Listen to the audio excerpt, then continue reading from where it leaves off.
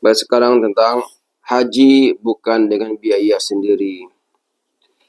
Bolehkah seseorang menunaikan ibadah haji bukan dengan biaya sendiri?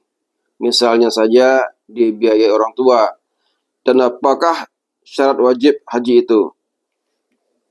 Pertanyaan dari Ibnu Muzakkar, Jalan Panjaitan 16, Gumprit, Brebes, Jawa Tengah.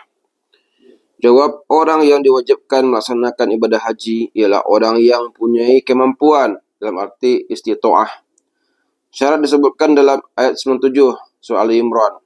Walillahi 'alan nasi hijjul baiti man istata'a ilaihi sabila. Mengerjakan haji adalah kewajiban manusia terhadap Allah, yaitu bagi orang yang sanggup mengadakan perjalanan kepadanya. Kesanggupan atau istita'ah menurut mufassir dan para fuqaha dapat disimpulkan pada tiga.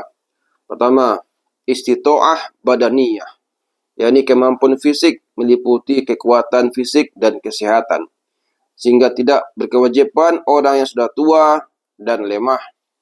Demikian pula tidaklah berkewajiban melakukan ibadah haji orang yang sakit berat.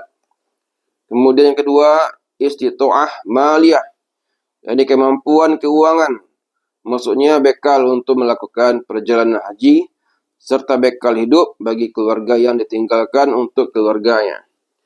Yang ketiga, istita'ah maniyah.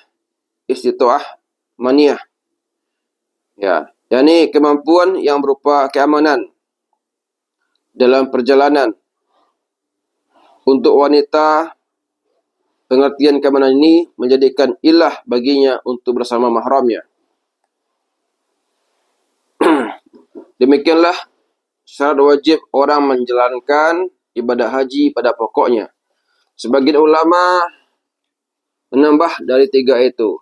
Sebagian lain mencukupkan hanya dua saja, yakni bekal dan sarana perjalanan. Mengenai dua syarat ini didasarkan pada riwayat Ad-Darqutni dari banyak sahabat seperti Jabir, Ibnu Umar, Ibnu Amr, Anas dan Aisyah.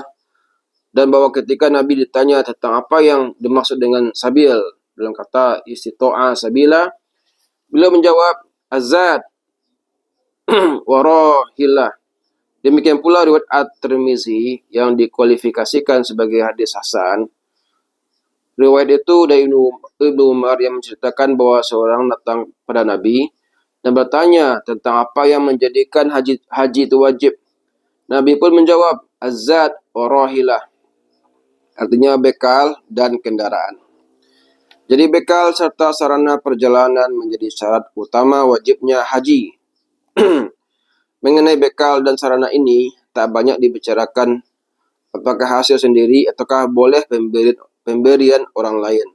Tetapi yang jelas sarana ibadah dalam rangka taqarrub kepada Allah haruslah sesuai dengan perintah Allah dan menjauhi yang dilarang Allah. Dalam hal ini, Allah melarang menggunakan barang yang haram dan memerintahkan menggunakan barang yang halal. Dalam hal ini, bekal menunaikan ibadah haji, berdasarkan riwayat At-Tabrani dalam Al-Awsat, Nabi menyatakan kepada orang yang menunaikan ibadah haji dengan bekal yang halal, mendapat doa yang baik agar hajinya termasuk haji mabrur. Sedang sebaliknya, orang yang berangkat dengan bekal yang haram, sejak berangkatnya telah mendapat seruan dari langit bahwa hajinya tertutup, bukan haji mabrur. Mengenai bekal yang halal dan haram tergantung dari cara memperolehnya. Pemberian orang lain dengan ikhlas termasuk bekal yang halal. Pemberian orang lain yang tak wajar tentu bukanlah termasuk yang halal.